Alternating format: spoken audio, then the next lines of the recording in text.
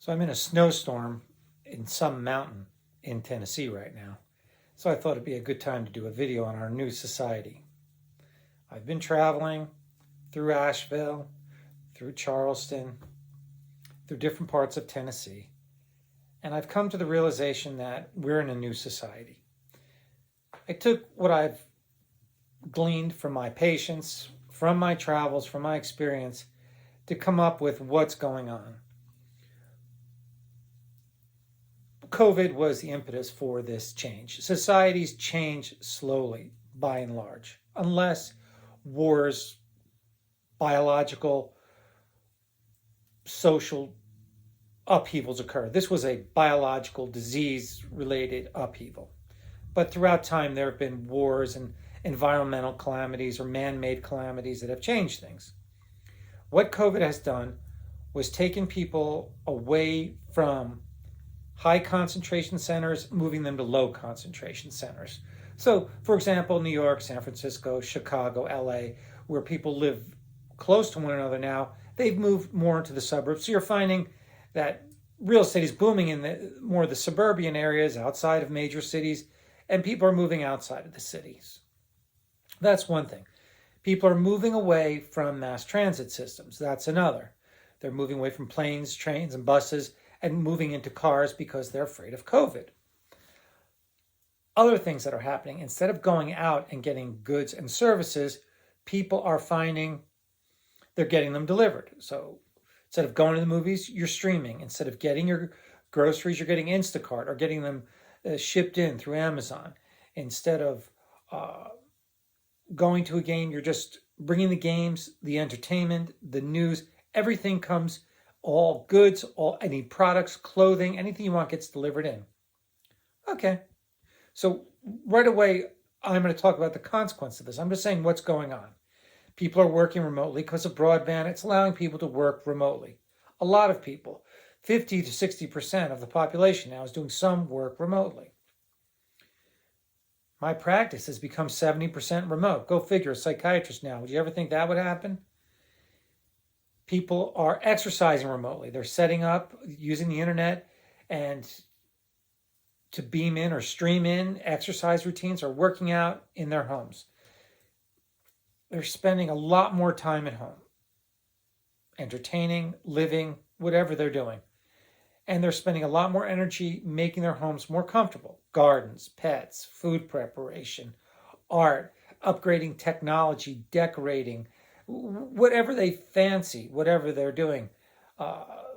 I've heard many things from knitting to painting to sculpting to TV to sound systems to aquariums to new dogs to lizards to spiders to snakes to changing the whole design of their house. So I've heard of a lot of things that people are doing. And in their home, people's lives are becoming freer. They do what they want in their home. They're not dictated by the rules of commuting, the rules of the office, the rules of the street. They dress, they behave, they interact how they want in their home. So they're a little bit more free. And I would say the sphere of influence of the people they're interacting with has went from a lot more people to fewer people. So, okay, what are the consequences of this? All change for the average, for the individual psyche. What makes you is difficult and it's stressful and it's traumatic. Okay, we got that. But I think this change is a good change. And I think, biological threats will always be there. This is just this one. But a lot of these changes will be enduring because there are a lot more people on this planet and these changes will be enduring. They're here to stay. The fear of a biological problem is here to stay. So what are the consequences? I think they're good. Here's why I think they're good. And this is a positive side to this COVID. Yes, I get it. I'm not talking about the bad. There are some, you fear of dying, getting disease, blah, blah, blah, blah. I get it. Your life had to change, but there are some good qualities that I'm seeing. One, people are moving slower. They're not rushing around. They're thinking about what they're doing. They're not rushing to the grocery store. They're not rushing to the bakery or they're rushing to their job, or rushing to get coffee, or rushing to get dinner after work, or planning a trip. Or no, people are thinking and moving slower, and definitely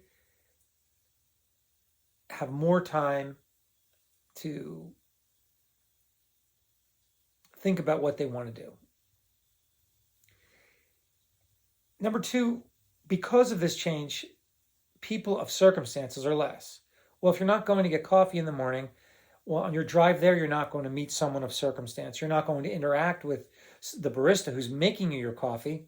You're not going then to go to work and see the doorman or the security guard, or then you're not going to see your coworkers. You're not going to the restaurant to see a maitre d' to seat you. You're not going to bump into people. These are all people that you may or may not want to meet. They're people that are circumstances. To live your life, you had to interact with people, but now you don't. So the people of circumstances are gone. These chance or these forced interactions are no longer taking place. Commuting, getting goods and services, getting coffee in the morning, getting breakfast, getting lunch, getting dinner, going to a bar, traveling, drivers, fellow commuters, people on trains, buses, trains, hotels. It's just not happening. So number three, the people we interact with are people we pick. So it's less stressful for people. You're not interacting with people that are stressing you out. You're not forced with coworkers who may have annoying habits, or people who have personality issues that are stressful, or compromising you, or stealing things from you, or annoying you. Or yes, they can be supportive. There is a good to it, but there is a lot of negativity to people carrying out their own psychological issues, and you're the brunt of their psychological frailties. So these forced interactions are gone.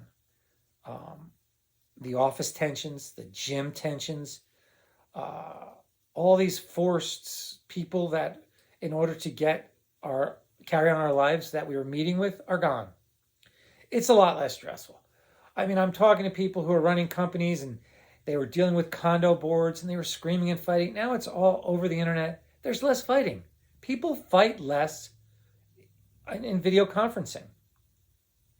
So there's all the battles that were going on, all the status hierarchies at work, or who gets this desk, who gets that desk, who's talking to who, who's going to lunch with who. It's all gone. Gone. Who gets what table? It's gone. So that all that stressors seem to have been minimized. And my patients and the world in general seems happier for it. People are they're deciding what to do with their spare time. Hobbies, usually solitary because we don't be around people. But they're electing to do what they want to do with their time. And six, they're becoming more introspective, meaning you think about what you're doing more. You're not forced into doing it because everyone else is doing it. That herd mentality is dissipating. Also, in terms of that herd mentality being dissipated, consumerism. We're not buying purchases so much as status purchases or things to adorn ourselves, which really don't improve our lives. Jewelry, clothing, it's just not happening. We're buying more useful purchases, maybe gardening or pet supplies or food preparation or things that we can use and we actually use in our daily life, not things to impress people. Those seem to have lessened. I know people are still doing it to some extent, but it's less. If you're going to less parties, you're not showing up at the office, do you really need that Birkin bag or that Chanel dress or that Adrian Vittadini dress or the Ferragamo shoes? Not really. If you're not around people, who are you impressing? You become more real. People, number 8, are becoming more serene. They have a peace to them. There isn't this rat race competition going on. Number 9, people are becoming more self-reliant because they have to be. You're spending more time in your home. You have to educate yourself on how to do a job or a new job there isn't as much supervision. You can only get so much supervision over the internet. You got to figure it out yourself. You have to learn to entertain yourself, to train yourself, to educate yourself. All that's becoming more imposed to the individual to take care of it himself. Here's number 11. You have to become more efficient with technology. You take lessons, watch YouTube videos, read up on Google, get as much instruction as you can, get help from people, but you must become more efficient with technology. And what that technology is sort of your eyes to the world and to get all the goods and services and everything you need in the world. But what else it's doing? It's allowing you to pick and choose your world. Pick the news you want, pick the entertainment you want. You are not being force-fed by anyone anymore. Pick the news you want, pick the entertainment you want, pick the type of education, how you get it, and who gives it to you. It's much different. We're no longer, the trend that I'm seeing here, we are not following that herd mentality that has gone on for so long. It's subsiding. Each individual is allowing himself to grow and not being dictated by the herd. Because now you pick all your own type of stimuli, all the information that you're feeding to yourself, you pick it. And be very, very careful what you pick. And that's an important part of this video, that people really have to think about the news they're letting into their home and their mind, the entertainment, to rest assured that the individual can develop healthy and develop in their own unique way and not become just a drone or not be a part of the herd. That's what's changing. That's a major change. That's 12. Our behavior is less dictated by fads right now. Each individual can explore his inner self, and he basically has to, because he can't be in groups as much as he was before. Let that inner part grow. That's really important. Number 13, you'll have to get through that element of fear of sickness and fear of contamination of disease with others. I think it's much less than you think. Let's just remember that 99% of people really don't even get sick with COVID, or if they do, there's not much of a problem. You know, if you listen to the media, you think everyone's going to die, but really susceptible people are the ones who are going to get sick and have problems. Everyone else, I mean, pretty much, if you're not in a high-risk group, you'll probably be okay. And I say that with 98, 99%, maybe more % accuracy. You know, maybe we're talking 0.2% of people really get in trouble. Maybe. That's an accurate number. Number 14, people have learned to become more self-reliant and more capable. Because you have to. You're at home, you're like, hey, I'm going to have to do this. I'm going to have to learn to cook, clean. I'm going to have to learn to do these things because there really aren't people around to do it for me anymore. And I think it's a good thing. There's less anxiety. This is more fulfilling. And as the individual becomes more capable, he becomes more confident. And he's not relying on others. It's a state of being more serene and more confident in one's own abilities and one's own life, and not needing others is a less anxiety state. I think at this point we need to, this will be the last point, number 15.